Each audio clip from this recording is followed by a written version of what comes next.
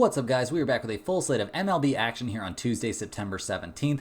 Monday, in terms of the baseball, guys, didn't go the way we were hoping. We had Cleveland minus 104. They got things off to a great start there with a very narrow win. We had the Royals minus 142. They let one slip away late against the Tigers, so that was pretty annoying. We had the Cubs minus 1.5 at plus 115. That was a very solid win. We'll definitely take that one, put it on the board. They dominated the Oakland A's out there. But then the night did not go well the rest of the way. We had Arizona minus 1.5. They lost that game late against the Rockies. Pretty embarrassing loss there. And we had the under in that White Sox-Angels game, which looked pretty good on paper, but man, the White Sox of all teams came out and put up a bunch of runs. So yeah, annoying to go 2-3 there on the baseball side, but on the football side, guys, things worked out great for us. We had the under in that game. The under hit easily, guys, 22-21, a crazy win there for Atlanta. So getting the under right was nice, and we also were small on the Falcons and the points in that game. So crushed it on the Monday Night Football game, but the baseball didn't really go the way we wanted. Guys, before we jump into the games, do me a big favor and hit that like button to give the channel a little boost and keep me motivated to make these videos every single day. If you're new around here or haven't already, subscribe to the channel for free so you don't miss out on our daily uploads. You can now also sign up for a channel membership by clicking that little join button right below the video. Members get exclusive early access to all NFL and college football videos, and their names get up on the screen just like they are right now. I really appreciate the support from all of you. Seeing that badge next to your comments down there in the comments section absolutely warms my heart.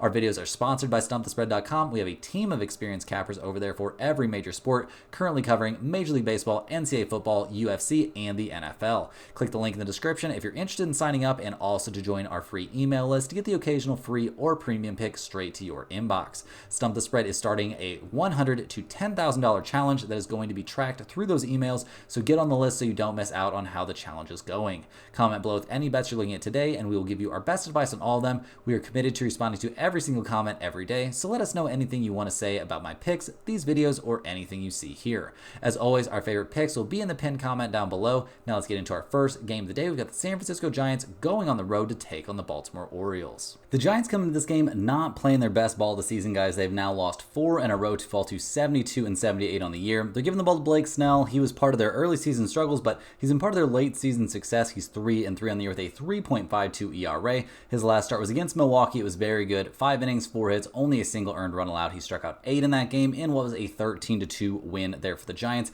We'll also notice that the Giants are 5-0 over his last 5 starts, so all very positive trends right now for Snell. In terms of their bullpen, San Francisco hasn't been amazing, but hasn't been terrible, I guess, down the stretch. A 4.05 bullpen ERA definitely leaves tons of room for improvement, though. The offense has been a concern recently, guys. They've scored 3, 0, 0, 0, and 13 runs over their last few games. We saw Ramos hit a home run into McCovey Cove there. Pretty insane stuff to see a right-handed hitter do that, but guys, this is not a very good offensive team. 19th in the majors in runs scored, 20th in slugging percentage, and those numbers are not coming up at the moment. So very concerned about them going up against the Orioles in this one, who haven't been having a great time either, losing 3 of their last 4 to fall to 84-66 on the year. 3 full games back of the Yankees in the AL East. They're giving the ball to Albert Suarez, who's 8-5 on the season with a 3.39 ERA. He's coming off of a very good start against Boston, but that was a big bounce back after getting shelled by the Chicago White Sox. So we don't exactly know what to expect out of this guy. I mean, going up against the Giants here, we'll see what he can do. The Giants aren't a team that he's faced yet this season, so I don't know. He's been very up and down recently, and in terms of their bullpen, Baltimore has not been amazing. Clearly in the bottom half of the majors right now with a 4.11 bullpen ERA, so worried about that. And also, guys, worried about this offense. They've scored 2, 4, 0, 3, 5, and 3 runs over their last few games. Yeah, all the power is gone. All the good things about this offense are, just ending. I don't know, just, tailing off here at the end of the season. It's really bad. They're down to 3rd in the majors in slugging percentage, 4th in runs scored. They're only 11th in the majors in batting average now. Nobody's swinging a particularly hot bat. This team seems like it probably peaked there in the early summer, and things are not pointing in the right direction. So looking at the numbers for this game, we've got the Giants at minus 110, the Orioles at plus 100. We've got an over-under of 8 in this game. San Francisco is only 31-40 on the road. Baltimore is 42-33 at home, but they are playing some of their worst ball of the season at the moment. The Giants are actually a huge over team when playing on the road. They're 40-27-4 to the over on the road. That's an MLB best one on the road. And Baltimore is 38-31-6 to the over at home. With these two pitchers on the mound, though, guys, I'm not really in love with that trend. I think we could see a low-scoring game in this one potentially. I don't like it enough to take the under, but I do like the Giants at -110 in this spot, a good amount. Baltimore continues to struggle. I think we'll see a good start from Blake Snell. Not sure what we'll see from Suarez. Also not sure what we'll see from that Giants offense. But yeah, guys, the Baltimore bullpen's pretty bad. Both these bullpens are bad, so maybe the over could make some sense, but I like the Giants -110 in this one, a good amount. Next on the docket, we've got the Atlanta Braves going on the road to take on the Cincinnati Reds. The Braves come into this game fresh off of splitting a 4-game series there against the Dodgers. Not the end of the world, but yeah, 9 games back there in the NL East. Atlanta definitely with work to do here at the end of the season. We don't have a confirmed starter for them for this game, so if it ends up being a bullpen start over the course of the year, that bullpen's been very good, currently 3rd in the majors. But yeah, recently things have been a little bit rough the last couple games against the Dodgers, so we'll see what that kind of a bullpen start entails. Normally, I would think it would mean something good, and going up against a team like the Reds, maybe it still can mean something good, but I'm a little bit worried about the Braves pitching situation for this game. I'm gonna need to see a confirmed starter out there for sure. The offense looked very good in games 1 and 2 against the Dodgers, and terrible in games 3 and 4, so yeah, we'll see if they can, find that little groove they were in there for a bit. They're only 16th in the majors in runs scored and 18th in the majors in batting average, so yeah, they're taking on the Reds in this game. We'll see how that goes. Cincinnati comes into this one fresh off of winning 2 out of 3 there against the Twins, so I guess they're probably happy with that, but it's 73 and 78 on the season. Really no playoff aspirations left. They're going to be giving the ball to Brandon Williamson. He is sporting a 2.08 ERA. He's going to be making his 4th appearance of the season. 2 starts, 1 bullpen appearance. He's been pretty decent. I mean, that bullpen appearance was, a long bullpen out. He went 4 2/3 innings. His last game, guys, was a start at the Cardinals. He went 5 innings, he gave up 3 hits, only a single earned run. He struck out 5 and walked 2. So pretty good stuff. I think the Reds are relatively happy with what they're seeing from him. And yeah, I can't complain too much. He's been good out there in terms of the Reds bullpen. They haven't been as good recently as they were at other points of the season, but a 3.95 bullpen ERA keeps them out of the disaster category. But yeah, is this a team we're super stoked about? I mean, when they swing the bats well, it's usually okay. They've scored 2, 11, 8, 1, and 1 runs over their last few games. Not exactly amazing numbers, guys. They're 26th in the majors in batting average. They are 20th in on-base percentage. Just not a team that I'm going to be super stoked about investing a bunch in. So, yeah, we'll see how this thing works out. We'll see what confirmed starter we get for Atlanta. This is kind of a wait-and-see spot for me. I mean, the Braves are -118. The Reds are +100. We've got an over-under of 9 in this game. Atlanta is 39 and 36 on the road. Cincinnati is 36 and 39 at home. We've actually got both teams showing trends towards the under in this situation, and I think taking under 9 makes a lot of sense here.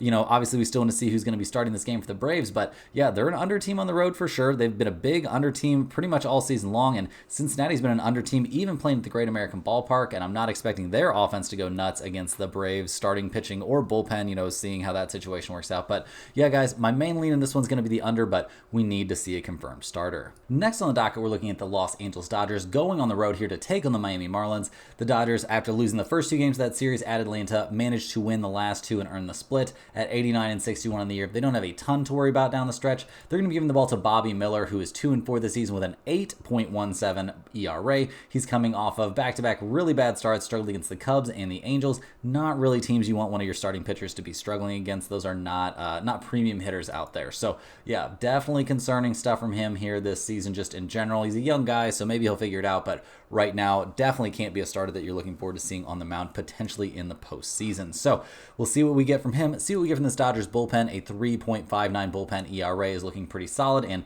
the bullpen was definitely good their last couple of games there against Atlanta, so I think they're feeling good about the pitching staff. In terms of the non-starter, in terms of Bobby Miller, there has to be a lot of concern out there. So we'll see how that goes. Not expecting miracles. We'll see how the offense goes. They're obviously cruising along right now, guys. Scoring 18 runs over their last 2. Definitely some very solid work. Now that this offense is at full strength again, it seems like there's no stopping them. I mean, you've got Mookie Betts, Ohtani. We just saw Freddie Freeman hit a 3-run home run. Like, Hernandez has been doing his thing. Like, this is a loaded offense. They're 3rd in the majors in runs scored and 2nd in slugging percentage. So we'll see what they can do against the Marlins, who come into this game obviously playing out the end of a very bad season. They just lost 3 out of 4 at Washington. They're going to be hitting the ball to Darren McCaughan. He comes into this game with a 7.06 ERA. His last 3 outings have all been starts, and he's been serviceable. It hasn't been a disaster, but starts at San Francisco, against the Phillies, and against the Nationals. The Marlins Marlins have won all of those games, but it is not only, it hasn't really been his fault. I guess we'll give the dude a little bit of credit, but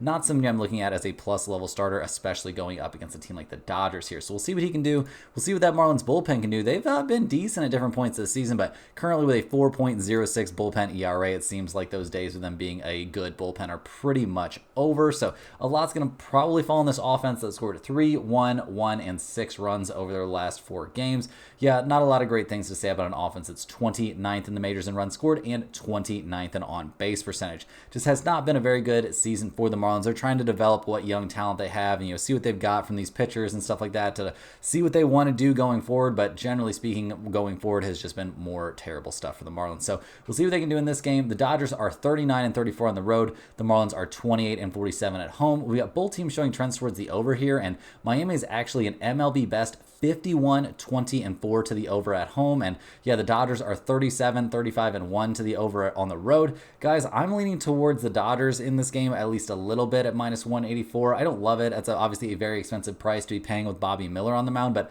I think the better value in this game is the over 9.5. I know it's a big number, but we've got the Dodgers hitters out there. The Marlins can put up a run or two to help, especially against Bobby Miller, and I think there's a great chance that we see 10 plus runs in this game without very much of a sweat. Hey guys, jumping in here with a quick ad break. First of all, this is a great time to sign up at stumpthespread.com. Signing up for a premium membership gets you access to our entire team of cappers covering MLB, NCAA football, UFC, and the NFL. If you just want to test out the service, a great way to do that is by joining our free email list, which will get you the occasionally free or premium pick straight to your inbox.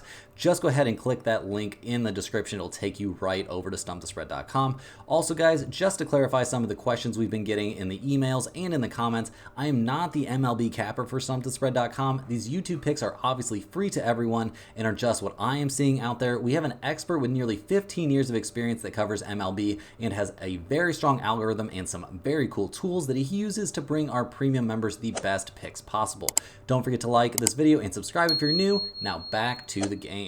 Moving right along here, guys, we are looking at the Minnesota Twins going on the road to take on the Cleveland Guardians. The Twins come into this game fresh off of losing 2 out of 3 against Cincinnati and then losing the first game of their series against Cleveland 4-3. They're going to be giving the ball to Zebby Matthews, who's 1-3 this season with a 7.11 ERA. His last outing was a start against the Angels, and I guess he was okay out there. 3 1/3 innings, 5 hits, 2 earned runs. He gave 2 home runs to the Angels, though. Like, that's not a great look. And his start for that, he got shelled by the Royals, and start for that, he got obliterated by Toronto. Like, this is not a guy that I'm very excited to have out there on the mound if I'm a Minnesota Twins fan. So we'll see how that goes. Obviously, not expecting miracles there and not expecting miracles from this Minnesota bullpen that is down in the bottom 10 or 12 in the majors with a 4.14 bullpen ERA. A pretty weak pitching staff looking situation here for the Twins. So the offense going to have to pick it up here, and that's not been their specialty lately. They've scored 3, 9, 1, 4, and 6 runs over their last few games, and those haven't really been against the toughest teams. They're down to 11th in the majors in runs scored, 9th in the majors in batting average. This was looking like one of the scariest offenses in baseball at different points of the season, but guys, that is just not the case right now. This is not a very scary hitting team, and yeah, they really are going to have to find some magic here down the stretch. So we'll see what they can do going up against Cleveland, who comes into this game cruising along. They've now won 6 out of their last 8 overall to get to 87 and 64 on the year. Yeah, they've got a 4.5 game lead in the AL Central. They're going to be giving the ball to Gavin Williams, who's 3-9 this season with a 5.23 ERA. His last start was against Tampa Bay, and he didn't look great. 5 1/3 innings, 7 hits, 3 earned runs, in a 5-2 loss there for Cleveland. He's been one of the weak links in this rotation. He's had some good outings, don't get me wrong, but he's also had some pretty bad ones. So we'll see what he can do here. I mean, this is not the easiest situation against the Twins, but the last time he faced the Twins, not very long ago, last month on the 10th, 6 innings, 4 hits, only a single run allowed. He struck out 3 in that game, and that was a 2-1 win there for the Guardians. So, guys, looking at the numbers for this game, we've got the Twins at plus 105, the Guardians at minus 118. We've got an over-under of 8.5 in this game. Minnesota is 37 and 37 on the road. Cleveland is a dominant 45 and 27 at home. We've actually got both teams showing some trends towards the over in this situation. Cleveland's actually 38, 30, and 4 to the over over at home. So if you wanted to take a little look at over 8.5 in this game, I think that could make some sense, but it's not my favorite spot, guys. My favorite spot on this one is definitely to go ahead and run it back here with the Guardians at -118. It's not my favorite price since we've got Gavin Williams on the mound, but he's got good history against the Twins. He's shown good stuff at different points this season, and he's 25 years old. He can come out there and throw a gem. He can come out there and throw a stinker, but if he does throw a stinker, we have that elite Cleveland bullpen to back him up there. So yeah, I haven't been that thrilled with what I've seen from the Guardians offense. 4, 2, 6, 1, and 2 runs over their last few, but it seems like things are starting to come together. We've seen Ramirez swing the bat a little bit better and Kwan swing the bat a little bit better. So yeah, guys, maybe a little look at that over, but go ahead and give me the Guardians at -118. This one has a very good chance to end up in the pinned comment. Moving right along here, guys, we're looking at the Boston Red Sox going on the road to take on the Tampa Bay Rays. We would have thought at some other points this season this might be an interesting AL East matchup, but right now both of these teams way out of the race there. The Red Sox 75-75 on the year. They just lost 3 out of 4 to the Yankees. Yeah, they're not having a great time. Handing the ball in this one to Nick Pivetta, who comes into this game 5-10 on the season with a 4.24 ERA. His last couple of starts were very good, though. He dominated the White Sox. Okay, we don't really care about that, but had a dominant outing against Baltimore, although they've been a really bad hitting team recently. So we're going to give the guy a little bit of credit. We'll see what he can do here against Tampa Bay. He hasn't faced them since back in May, and he had a good start, but, you know, it was back in May, so not a ton we can glean from that. In terms of their bullpen, that's been one of the big problems for Boston. They've been awful this season. A 4.55 bullpen ERA. Really lackluster stuff. The offense hasn't been there recently either, guys. 2, 7, 4, 1, and 5 runs over their last few games. They're 8th in the majors in runs scored and 5th in the majors in batting average, but these are not numbers that are, you know, being built upon right now. These are numbers that feel like they are definitely falling here later in the season. The Red Sox this offense didn't really feel like it had the legs to, you know, keep this thing going. So we'll see what they can do here against the Tampa Bay Rays, who aren't having a great time either. They've actually lost 5 out of their last 7 to fall to 73-77 on the year. They're giving the ball to Shane Baz in this game, who's 2-3 this season with a 3.28 ERA. He has been one of the bright spots for Tampa Bay, guys. Over his last 5 starts, he has yet to allow more than 3 earned runs. He's been going relatively deep into games. He's been standing up against some pretty tough opponents. I mean, over his last 4, he hasn't allowed more than 2 earned runs. Very good stuff from young Shane Baz here down the stretch. So we'll see what he looks like going up against Boston, a team he has not faced yet this season, but I'm expecting pretty good things from him, and I'm expecting decent stuff from that Tampa Bay bullpen, guys. They've been moving up the standings here. They're somewhere around 10th in the majors right now with a 3.74 bullpen ERA. So generally speaking, guys, not looking like a terrible spot for the Tampa Bay pitching staff. In terms of their offense, things get real rocky, though. They scored 0, 1, 3, 5, and 2 runs over their last few games.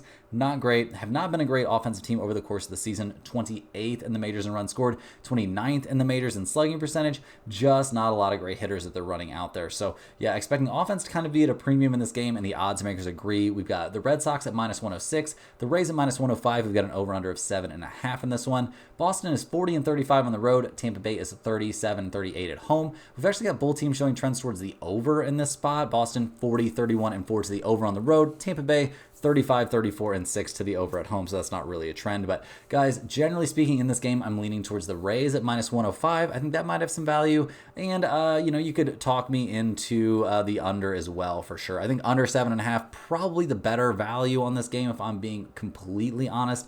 I'm not in love with it. It feels a little bit sketchy, but neither team hits the ball well. Both these pitchers come into this game throwing the ball well. We're worried about that Boston bullpen for sure, and that's one of the main things that makes me lean towards the Rays. But yeah, this game probably not going in the pinned comment. Moving right along, we're looking at the Washington Nationals going on the road to take on the New York Mets. The Nationals come into this game fresh off of a 2-1 loss in Game 1 of this series. They're 68-82 on the year, so not headed to the postseason. They're going to be giving the ball to Mitchell Parker, who's 7-9 this year. He comes into this game with a 4.24 ERA and fresh off of a very reasonable start against the Marlins. He went 6 1/3 innings, gave up 3 hits, 0 earned runs. He gave up 2 runs that were unearned, though. Unfortunately, it was a 6-3 loss for the Nationals. So, yeah, Mitchell Parker, only 24 years old. He's done some positive stuff for the Nationals this year. They have to be, you know, excited for his potential to build into, you know, like a very solid rotational piece. But we'll see what he looks like here going up against the Mets. The last time he faced them was back in early July, and he did not have a very good time. So definitely a little bit concerned about him in this match. matchup. We're also concerned about that Washington bullpen that has not been very good down the stretch. A 4.16 bullpen ERA for a team that was very, very good in terms of, bullpen success, at several different points of the season has got to be a little bit disappointing. And it's not like the offense has been killing it either. They did, win 3 out of 4 against the Marlins, but over their last 5 games, guys, they've scored 1, 4, 4, 4, and 3 runs respectively. So no major offensive outbursts, guys. They are 22nd in the majors in runs scored, 23rd in the majors in slugging percentage. Guys, just not an offense that I'm very excited about. So we'll see what they can do here going up against the Mets, who come into this game winners of, I guess 3 out of their last 5. But at 82 and 68 on the year, they've definitely still got some work to do. Great news for Mets fans. There was no structural damage there for Francisco Lindor. But yeah, we don't know when he's going to be back. He's expected to miss the next 2 to 5 days. That's what he said. So yeah, we'll see when he comes back. But we really don't have a great, read on when exactly that's going to be. I would think it'd be sooner rather than later. But is it going to be for this game? That seems very unlikely. So it looks like it's going to be the Mets here without Lindor. So looking at their starter for this game, they're handing the ball to Taylor Megill, who's 3-5 this year with a 4.48 ERA. His last start was excellent against Toronto. 6 innings, 1 hit, 0 runs allowed. He struck out 9 and walked 2, and he's looked very good over his last 4 starts. So expecting pretty good stuff from him. We'll see what we get going up against the Nationals, a team that he faced back in early June and didn't look great against, but early June, guys, that has been a while. So we'll see what he looks like in this game. I'm expecting good things. I'm expecting mediocre things from the Mets bullpen. Not nearly as bad as the Nationals, but a 3.99 bullpen ERA leaves a lot of room for improvement there. And the offense hasn't been great. And obviously, when you lose your top, one of your top guys, Francisco Lindor, that's not going to be a great look. 2-1. It took a walk-off single from Marte in the 10th inning there to win game 1 of this series. So not expecting them to be swinging the hottest bats here. 10th in the majors in runs scored, 12th in the majors in batting average, but I don't think those are really the kind of numbers that we're going to be super, super stoked about. So looking at the numbers for this game, we've got the Nationals at plus 145, the Mets at minus 162. We've got an over-under of 8 or 7.5 out there. Washington 32 and 42 on the road. The Mets are 40 and 33 at home. We've got both teams showing trends towards the over in this spot, but they're the tiniest of trends. We don't even care about them. They're so small. So, yeah, guys, I'm going to be leaning towards the Mets to win this game. Minus 162 isn't my favorite price, so that would probably keep this out of the pinned comment. If you wanted to take a look at under 8, I could also get behind that. Obviously, I think we'll see offense continue to be at a premium here for the Mets with Lindor out.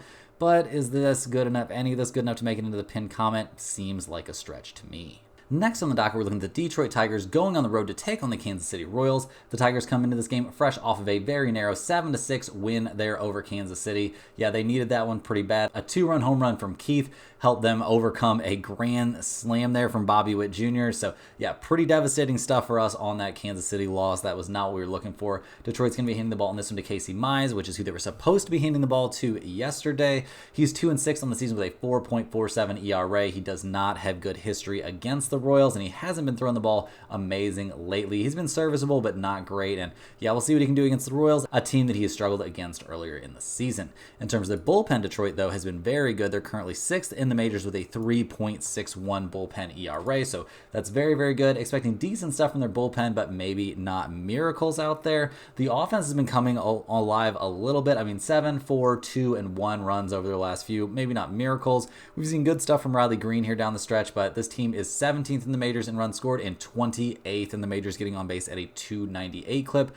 This is definitely, guys, definitely not an offense that I regard as a plus level situation. So concerns definitely abound about this offense. We'll see what they can do here going up against the Royals, who come into this game 82 and 69 on the year. They're fighting it out here at the end. They've now lost their last 2 in a row. They're going to be hitting the ball to Cole Rangans, who's 11 and 9 this year with a 3.32 ERA. He's coming off a very serviceable start against the Yankees. Unfortunately for him, it was a game that we saw the Royals eventually lose 4-3 in extra innings. The last time he faced Detroit, he was very good. It was back on the 2nd. He went, what did he go? 5 2/3 innings, 9-2 win there. He gave up 2 earned runs in that game and struck out 6. So very good stuff from Rangans, and he's been throwing the ball really well lately. So I'm expecting good stuff from him in this game for sure. We're always going to be worried about that absolutely terrible Royals bullpen, though, guys. A 4.41 bullpen ERA.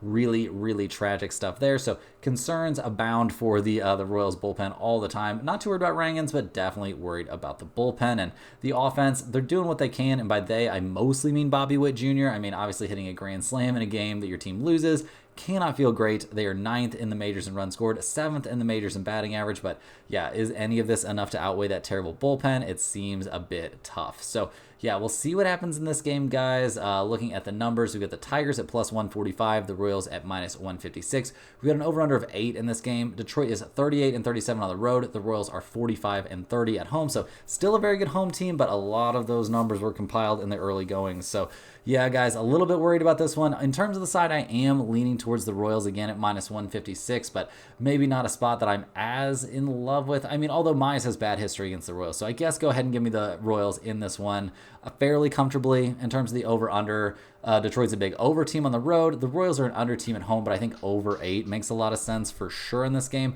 And I honestly think over 8 might be my favorite play on this one. I mean, I just have very, very little faith there in Mize, but I also have very little faith in the Royals bullpen. So go ahead and give me over 8. It's got something of an outside chance to end up in the pinned comment. Next on the docket, guys, we're looking at the Oakland A's going on the road to take on the Chicago Cubs. The A's come into this game losers of 4 out of their last 5 overall. They lost game 1 of this series 9-2. They're giving the ball in this one to Mitch Spence, who's 7-9 on the year with a 4.33 ERA. His last start was a very good one against Houston, and honestly, his last 4 outings have all been very, very positive. We've seen Oakland go 2-2 over those outings, and yeah, definitely got to give this, this relatively young guy some credit. He's thrown the ball well, kind of in general this season, and definitely recently for a very, very bad team. So good for him, ramping it up, going out there and giving his best effort for a team that's, really, really losing here at the end of the year.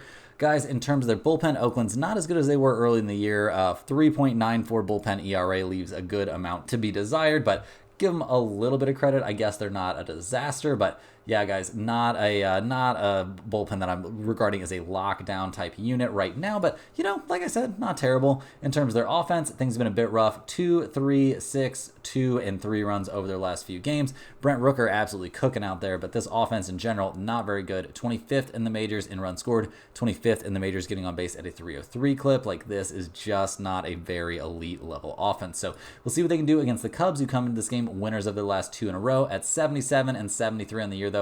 They have a lot of work to do here at the end of the season. They're going to be giving the ball to Jordan Wicks, who's 2-3 on the year with a 5.27 ERA. He comes into this game fresh off getting absolutely dismantled by the Dodgers. He gave up 8 hits and 7 earned runs and 4 home runs over only 3 innings of work. So prior to that, he was looking pretty good, but yeah, not exactly what you're hoping for out of even a young guy going up against the Dodgers. So yeah, Jordan Wicks got killed. Definitely a bounce back spot for him. We'll see if he can actually bounce back, though. In terms of their bullpen, the Cubs have been decent this season, but having a little bit of trouble here recently. A 3.82 bullpen ERA, not as good as that number was looking earlier in the year. And guys, the offense has been kind of carrying them. I mean, they've scored 9, 6, 5, 5, and 8 runs over their last few games.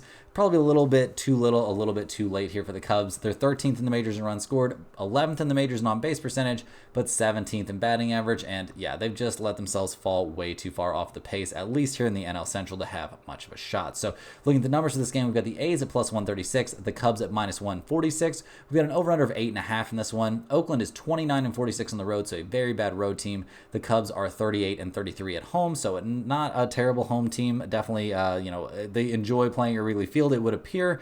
In terms of the over-under, it's 8.5, and we've got both teams showing trends towards the under here, and they're fairly significant.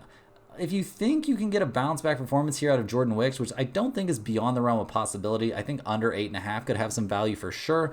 In terms of the side in this game, I'm leaning more towards the A's. I'm expecting good stuff from Mitch Spence, and I'm a little bit worried about Jordan Wicks, but my favorite play in this one is probably that under. Rolling right along here, guys, we're looking at the Philadelphia Phillies going on the road to take on the Milwaukee Brewers. The Phillies come into this game fresh off of a tough loss in game 1 of this series. They lost 6-2. They're 90 and 60 on the year, though, so this team doesn't have a lot to stress about here at the end of the season. They're going to be giving the ball to Zach Wheeler, who's 15 and 6 this year with a 2.60 ERA. The dude has been absolutely killing it out there. He hasn't given up more than 2 earned runs over any of his last 5 starts. Just absolutely dominant stuff out there. I mean, the last time he faced Milwaukee was back in early June. He was dominant in that one. no major shock. 7 innings pitched, 5 hits, 1 run, 3 walks, 6 strikeouts in a 3-1 win there for the Phillies. So yeah, expecting good stuff from Zach Wheeler pretty much every time he's on the mound.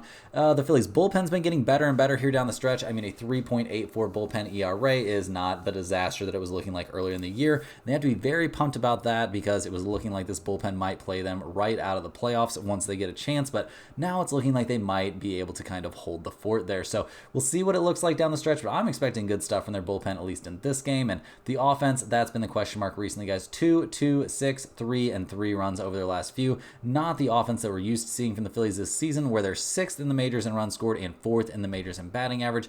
Definitely got to be hoping for a little bit better performance from them in this one. So we'll see what they can do here going up against the Brewers, who come into this game winners of 3 out of their last 4 with a 10-game lead in the NL Central. It's not like they have a crazy amount to play for right now either. They're going to be giving the ball to Frankie Montas, who is 7-10 this year with a 4.49 ERA. He's been a very welcome addition to this starting pitching staff, guys, since coming over from the Reds. His last start was at the Giants. He went 6 innings, gave up 2 hits, struck out 8, walked 2, and gave up 0 runs in what was a 3-0 win there for the Brewers. So yeah, got to be nice for them to have a decent rotation guy. Not like he's been amazing necessarily, but he's been, pretty serviceable in most of his starts. So we'll see what we get out of him in this one going up against the Phillies.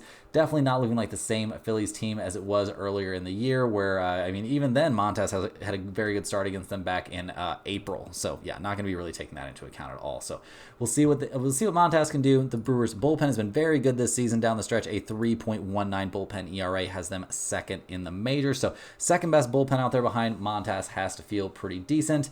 In terms of their offense, it's been a downturn here recently, but some upticks. They had that weird 15-run game against Arizona, so they'll definitely take that. They scored 6 runs in game 1 of this series, and honestly, 6 runs definitely enough to work with here. So yeah, they're still 5th in the majors in runs scored and 4th in the majors in on-base percentage, but I don't expect them to be able to keep up those kind of numbers really through the end of the season. So looking at the numbers for this game, guys, we've got the Phillies at -142, the Brewers at +125. We've got an over-under of 7.5 in this one. The Phillies are 37-33 on the road. Milwaukee is 42-29 at home, so a very good home team. We've got both teams showing trends towards the over, but with these two pitchers on the mound, are we really going to be looking towards the over? And with the Phillies offense struggling recently, not too interested in the over, guys. If you are, determined to bet the over-under, I would go with the over, though. But I'm leaning more towards the Phillies at -142 to come away with the win in this game. I know Montas looked good in his last start, but I think this Phillies offense is poised for something of an eruption, and I think this could be the time we see it. So go ahead and give me the Phillies at -142. It's got a very good chance to end with the pin comment.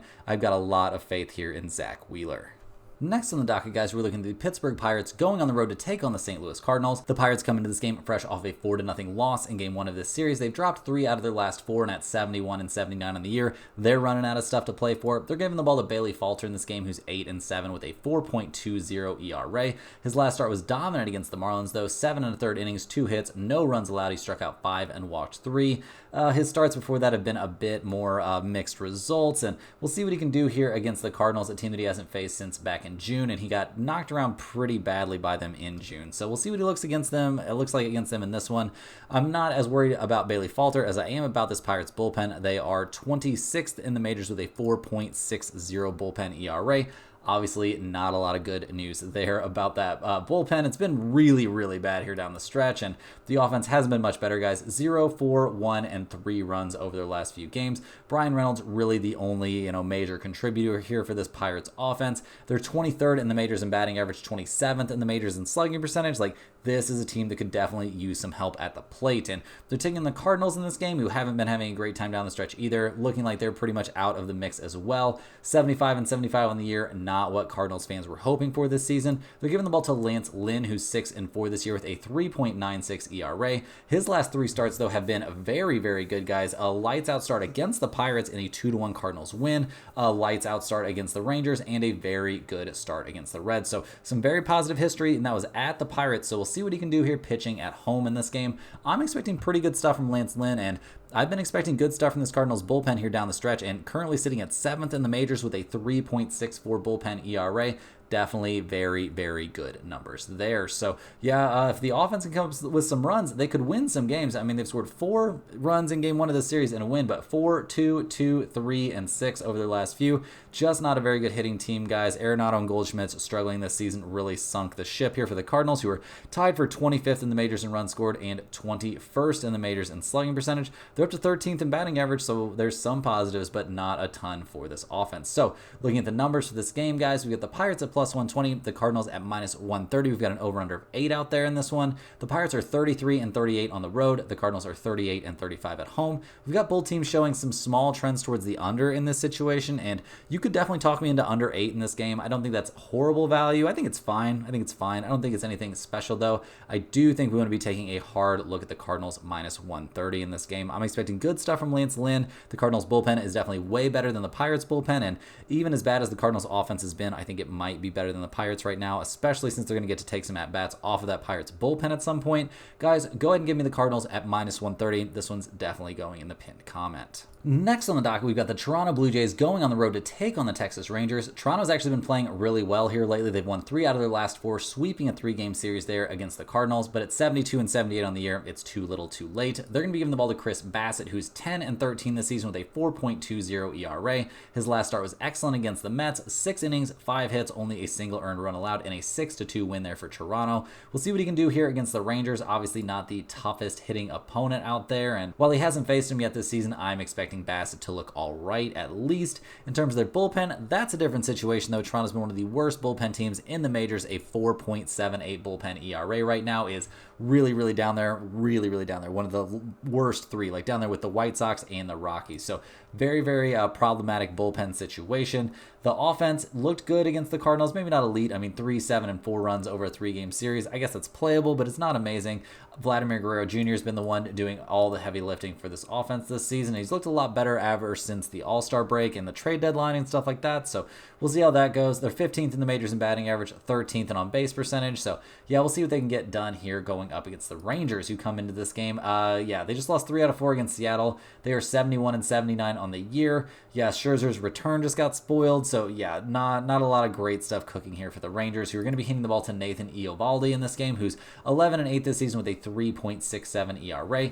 His last couple of starts have been a little bit questionable. I mean, his last start was against the Diamondbacks, a very tough hitting team. His start before that was playable against the Yankees, so we got to give the guy some credit here, and we'll see what he looks like going up against Toronto. They haven't been the hardest hitting team this season, so we'll see how he can handle them. It looks like that's not a team that he's faced yet this season, so maybe that's even a little bit of an advantage for him. Expecting good stuff from him, expecting problematic stuff from that Rangers bullpen, a 4.57 bullpen ERA. Not very good, still a little bit better than the Toronto bullpen, so yeah, this could get to be a pretty weird game once we get down to the bullpens, guys. Offensively, the Rangers have been bad lately, though. 0, 4, 4, and 5 runs over their last few. 23rd in the majors in runs scored, 24th in the majors in slugging percentage. Just not a lot of bright spots for this offense, and losing Corey Seager for the season just makes things even worse. So, looking at the numbers for this game, we got the Blue Jays at plus 120, the Rangers at minus 142. We've got an over-under of 8 in this game. Toronto is 34 and 41 on the road. The Rangers are 41 and 34 at home, so a pretty good home team. Guys, the over-under is probably the play in this game. I know it's only 8. I wish it was 8.5, but I think we're going to be on the under here. Toronto is 38, 35, and 2 to the under on the road, and I trust Bassett a good amount.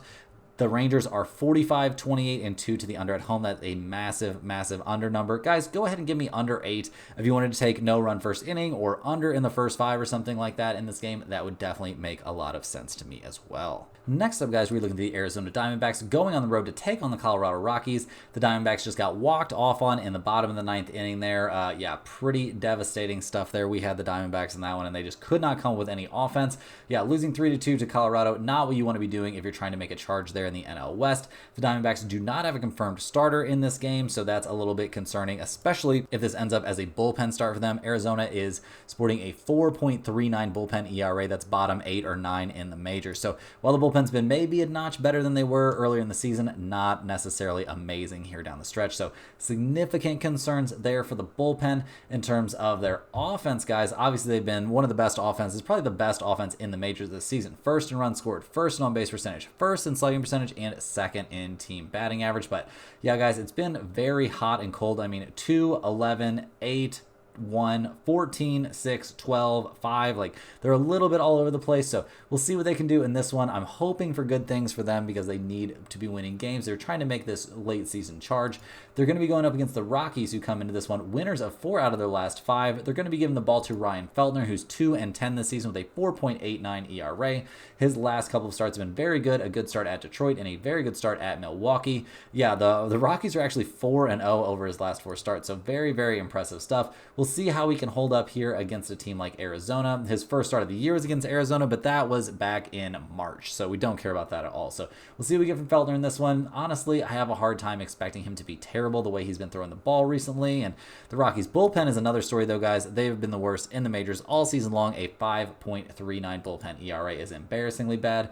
The offense has been a little bit better. I mean, 3, 2, 6, 9, and 4 runs over their last few is playable, but I wouldn't say elite. They're 20th in the majors in runs scored, 24th in the majors in on-base percentage, and that is all while getting to play half of their games at Coors Field. So we'll see what they can get done here against the Diamondbacks. Looking at the numbers for this game, Arizona is minus 162. The Rockies are plus 136. We've got an over-under of 11.5 in this game. Arizona is 41-33 on the road. Colorado is 36 at home, so not a great home team. I'm leaning towards the Diamondbacks in the terms of the side in this one, but gonna need to see a starting pitcher before I get too excited. In terms of the over/under, that 11.5 is a very big number. Arizona is an over team on the road, but Colorado is an under team at home, and Feltner's been throwing the ball well, so I'm leaning slightly towards the under. But once again, guys, we got to find out who's actually going to be starting this game on the mound for Arizona. Moving right along, we're looking at the Chicago White Sox going on the road to take on the Los Angeles Angels. The White Sox come into this game. Well, the White Sox and Angels are currently playing right now with Chicago up 7-2. They had a crazy outburst very early in that game, kind of annoying for all the underbettors out there. The White Sox have been historically bad this season. They've been playing a bit better recently. They won 2 out of 3 against Oakland. Maybe the first series they've won this year. I don't know. That's probably not true, but it feels true. They're giving the ball to Davis Martin, who's 0-4 this season with a 4.14 ERA. His last start, he got absolutely dismantled by Cleveland. Start before that was good against Boston, but start before that got destroyed by the Mets. So we'll see what he can do here. Not super, enthused about any pitcher that's going up there for the White Sox at the moment. So we'll see what Davis Martin can do. We'll see if this bullpen can hold things together. A 4.87 bullpen ERA is second worst in the majors. And guys, we are not going to spend a ton of time talking about this White Sox offense. Obviously, they've been hitting the ball a little bit better recently, but they've been the worst offense in Major League Baseball all season long. So I think if they're going up against any sort of competent pitching and any sort of competent bullpen, they should have a really rough time. Doesn't look like that was the case here in Game 1 against the Angels, though. So we'll see what they can get going, but I'm not expecting miracles here. The Angels come into this game really struggling. Looks like they're going to have lost at 6 in a row now. We're getting, Trout news about how he might not play center field next year and blah-de-blah. Like, bro, just get out of there. Like, I don't know what you're doing. You're ruining your career by staying there with the Angels, but whatever. The Angels are going to be handing the ball to Griffin Canning in this game. He's 5-13 on the year with a 5.35 ERA. His last start, he got dismantled by the Twins. He gave up 10 hits and 9 earned runs over 5 2/3 innings. He'd been looking a little bit better down the stretch, but man, that was a real bad one. Got the wind knocked out of his sails. Got just real bad, not good. So we'll see what he can do in this one. Not expecting too much of a bounce back. The Angels bullpen has been much better down the stretch. A 3.89 bullpen ERA has been a huge market improvement here down in the last 30 or so games. So yeah, good stuff from the bullpen, but the offense has not been following suit, guys. I mean, 4, 3, 3, and 4 runs over their last few. Not lighting the world on fire. They're 27th in the majors in runs scored and 28th in batting average. So looking at the numbers of this game, we've got the White Sox at plus 140, the Angels at minus 154. We've got an over-under of 8.5. The White Sox are a terrible road team, 15-57 on the road. The Angels are not a good home team, though. Really no major over-under trends here either. Guys, I would lean maybe a little bit towards the Angels in this bounce-back spot for Griffin Canning, but this is a game where I have very little interest. Rounding into the home stretch, guys, we are looking at the Houston Astros going on the road to take on the San Diego Padres. These two teams are currently playing right now with the Padres up 2-0 in the bottom of the 5th. The Astros have been playing really well here down the stretch. They had won 4 in a row coming into this series. They've got a 4.5 game lead in the AL West. They're going to be giving the ball to Hunter Brown here in Game 2 of this series. He's 11-8 on the year with a 3.59 ERA. He did just get the crap kicked out of him by the Oakland A's, but before that, he'd been looking very good. Several very solid starts in a row. We'll see how he looks against the Padres in this one. Obviously not the easiest opponent, but yeah, I mean, this young guy, he's only 26 years old. I think we could see him have a decent outing, but I'm not expecting miracles. You can pretty much expect miracles from the Houston bullpen, though, guys. A 3.49 bullpen ERA is absolutely elite. One of the best bullpens in Major League Baseball, it's looking like here down the stretch.